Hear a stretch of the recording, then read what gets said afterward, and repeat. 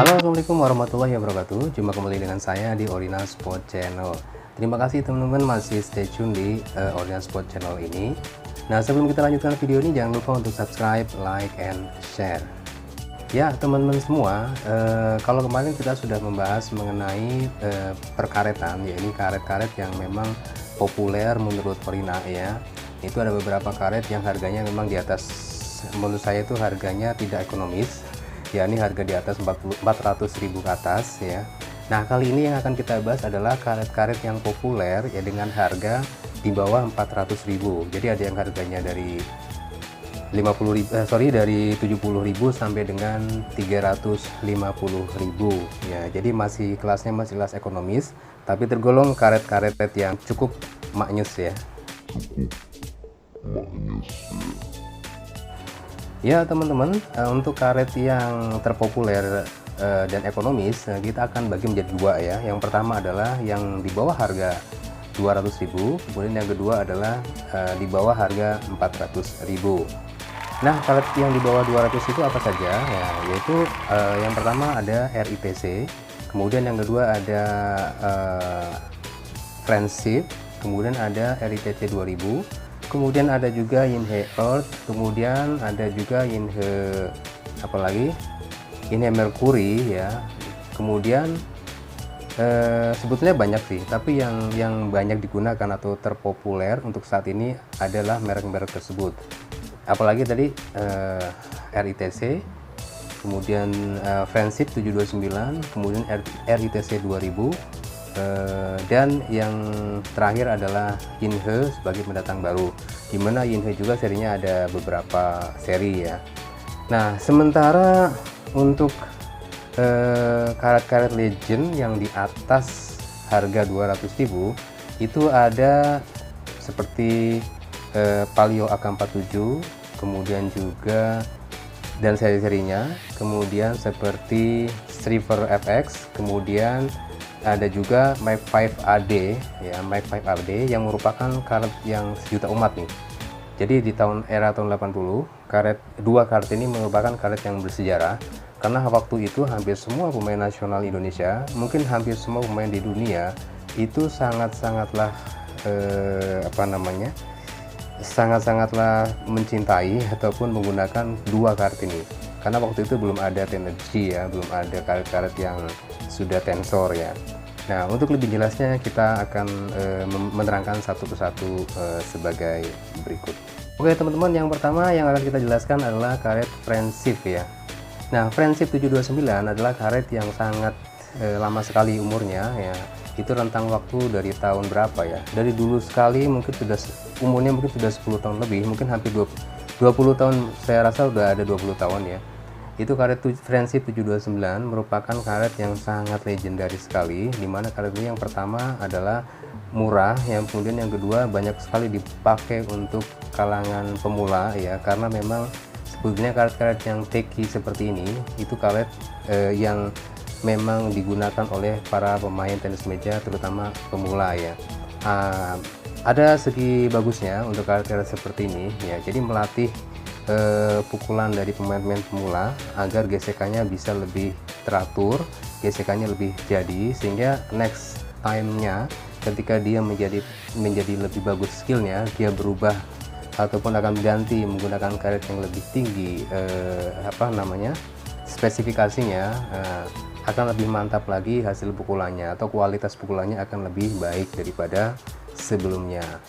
Namun demikian, memang Friendship 729 itu hampir sama dengan karet-karet China lainnya, yakni teki. Kemudian kelemahannya mungkin dia itu agak berat karetnya, kemudian juga dia harus memang menggunakan latihan khusus juga ya, karena kalau kita tidak mempunyai power ya, maka menggunakan karet itu akan menghabiskan tenaga juga ya.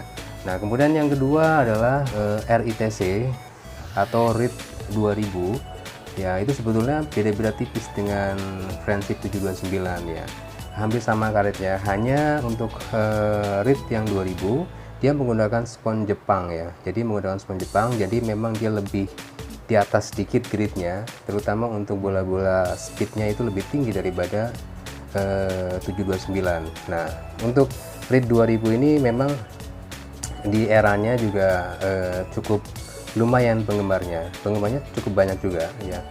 Sampai sekarang juga mungkin banyak, terutama untuk kelas-kelas semula ya, terutama karena memang harganya yang terjangkau ya. Harganya masih, kalau nggak salah masih di bawah 150.000 ya, kalau salah tuh harga RID ataupun harga 729. Nah, kemudian yang ketiga, kita kenal pendatang baru ya. Kalau saya bilang pendatang baru karena umurnya saya rasa belum nyampe 10 tahun ya. Itu ada Yinhe. Nah, penyebutannya saya kurang tahu apakah Yinhe ataukah Yinhe ya. Jadi setahu saya penyebutannya adalah Yinhe ya. Untuk Yinhe sendiri sebetulnya banyak sekali spesifikasinya. Grid Yinhe itu banyak ya, dari level yang paling ekonomis sampai dengan high level dengan harga hampir sama dengan karet-karet tensor ya. Jadi Yinhe juga ada karet-karet yang sudah yang punya spesifikasi tinggi juga ya. Nah, untuk karet yang ekonomisnya itu kita kenal banyak. Yang paling populer saja yang akan saya jelaskan adalah Yinhe Mercury. Sekarang lebih terkenal atau yang paling baru adalah Mercury 2 ya. Kemudian yang kedua adalah Yinhe Earth. Nah, Yinhe Earth juga paling terkenal adalah Earth 2 ya. Sekarang paling baru Earth 2. Sebetulnya banyak, ada kalau nggak salah ada Pluto ya, dan lain-lain lah untuk Yinhe. Nah, ini ada perbedaan sih sebetulnya antara Yinhe dengan karet-karet friendship ataupun 729 ataupun RITC ya. Dia mempunyai teknologi yang lebih maju lagi, di mana penggemar RID ataupun penggemar friendship 729 ya, itu sepertinya sudah mulai melirik ke karet Yinhe ini. Kenapa? Karena di samping karetnya juga tidak terlalu berat seperti yang di RID ya. Yinhe ini mempunyai kemampuan ataupun mempunyai kemiripan dengan karet-karet yang tensor ya. Dia punya top seatnya itu tidak terlalu taggy. Dia top seatnya hampir sama dengan karet-karet Eropa ya. Nah, cuman memang tetap tidak bisa dibandingkan pantulannya ataupun speednya dengan karet-karet Eropa. Nah, untuk Yinhe Mercury, dia mempunyai daya kontrol yang cukup tinggi, terutama kalau dipakai buat backhand. Dia sangat nyaman sekali ya. Kemudian coknya juga lumayan tajam. Terus yang tadi kelebihannya cukup ringan karetnya. Kemudian untuk kalau dipakai buat forehand, memang sepertinya dia butuh gesekan yang tinggi juga. Terus cara ayunnya juga lebih ke bawah. Tapi dia jelas speednya lebih tinggi daripada RITC ataupun daripada friendship ya. Memang tergantung dari power, tapi secara umum Yinhe mempunyai tingkat kemudahan dalam kita memukul itu lebih mudah ya. Jadi keunggulan daripada karet Yinhe Mercury di situ. Kemudian spinnya juga tidak kalah sebetulnya dengan karet friendship ataupun RITC. Nah, dia memang bulunya juga parabol sama ya. Kelebihannya hanya tadi dia punya lebih enteng dan ya speednya lebih tinggi sedikit. Itu yang Yinhe Mercury. Yinhe yang di atasnya lagi adalah Yinhe Earth ya. Nah, Yinhe Earth juga merupakan seri Yinhe yang kalau menurut saya dibandingin dengan seri-seri yang lain untuk harga ekonomisnya, dia memang mempunyai kelebihan tersendiri. Speednya lebih tinggi, kemudian sangat nyaman sih kalau saya bilang dipakai buat backhand itu cukup bagus. Tapi kalau untuk forehand memang kurang galak ya. Kalau forehand biasanya tuh karet-karet yang agak galak ya, jadi membuat serangan kita juga lebih tajam, kemudian lebih bisa memberikan power ya, lebih bisa membantu power kita. Nah, jadi untuk Yinhe Earth saya rasa lebih di atas daripada Yinhe Mercury. Nah, untuk Yinhe mungkin seperti itu ya. Nah, kemudian untuk karet yang ekonomis tapi lebih up lagi, lebih di atasnya lagi, kita kenal ada dua karet yang legendaris, sangat-sangat legendaris. Kalau saya bilang ini adalah karet sejuta umat. Nah, apa itu? Adalah yang pertama Mic 5 AD ya. Ini dari produsen Yasaka ya. Jadi dari Yasaka mengeluarkan Mic 5 AD, di mana pada era kejayaannya Mic 5 AD ini mempunyai pasar yang sangat banyak sekali, karena waktu itu belum ada teknologi yang bisa mengalahkan karet Mic 5 AD ini ya. Kalau nggak salah waktu itu Dodic juga belum keluar, kemudian Stiga juga sudah ada sih, cuman mungkin karetnya masih belum melakukan inovasi yang lebih jauh lagi ya, seperti sekarang ini. Nah, jadi untuk Mic 5 AD yang sekarang ada ya, feel-nya sih kalau saya bilang dia lebih bagus ya daripada yang dulu ya. Dia mempunyai speed juga yang lebih oke.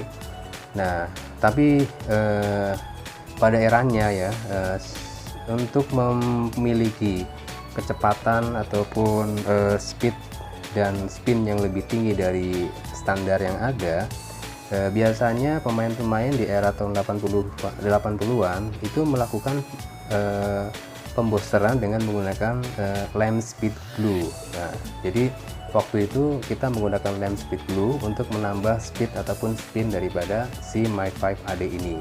Nah, tidak juga, memang tidak juga akan serta-merta membuat speed kita tinggi kalau kita tekniknya tidak ada. Tetap antara teknologi dan teknik harus berbanding lurus ya teman-teman semua. Nah, kemudian dari Butterfly juga mengeluarkan satu merek yang sejajar waktu itu dengan Mic 5 AD. Saya ingat betul waktu itu kalau nggak salah Ion Margiono juga, David Jacob juga menggunakan karet Shriver FX ini. Jadi Shriver FX itu bersaing dengan Mic 5 AD dari Yasaka. Nah, saya ingat waktu menggunakan Shriver FX ya, jika kita menggunakan Shriver FX dengan karet yang normal, dengan lem yang normal, maka hasilnya sebetulnya sama juga dengan Mic 5 AD ya, biasa-biasa saja sebetulnya. Tapi dia akan menjadi luar biasa kalau kita mengkombinasikan lemnya itu dengan speed glue. Jadi dengan menggunakan lem speed glue akan menambah power daripada si Shriver FX ini. Saya ingat waktu dulu memang masih zaman-zamannya karet menggunakan speed glue ya, karena saya juga ingat ya waktu itu menggunakan speed glue dengan kita bikin sendiri. Kita pertama pernah menggunakan bensin, kemudian pada waktu berikutnya kita mencoba menggunakan toluene, dan memang hasilnya juga lebih bagus daripada bensin. Tapi pada era selanjutnya ternyata produsen itu sendiri mengeluarkan speed glue. Namun pada perkembangannya speed glue dianggap lem yang tidak masuk kriteria dari ITTF karena banyak minusnya. Mungkin diantaranya adalah baunya mungkin terlalu menusuk ya, kemudian bisa mengganggu kesehatan dan lain-lain. Mungkin dari ITTF mempunyai pertimbangan tersendiri. Nah teman-teman, itu tadi teman-teman karet-karet yang saat ini terpopuler, tapi dengan harga yang ekonomis. Jadi ada yang terpopuler di bawah 200, ada terpopuler di bawah 400.000. Nah, silakan teman-teman kalau mau mempunyai karet-karet yang tadi saya sebutkan, juga itu rekomendasi sekali ya, karena karet-karet tersebut karet-karet yang sudah teruji, terukur, dan banyak sekali peminatnya. Demikian saja teman-teman, mudah-mudahan informasi ini bermanfaat buat teman-teman semua, terutama pecinta tenis meja se-Indonesia.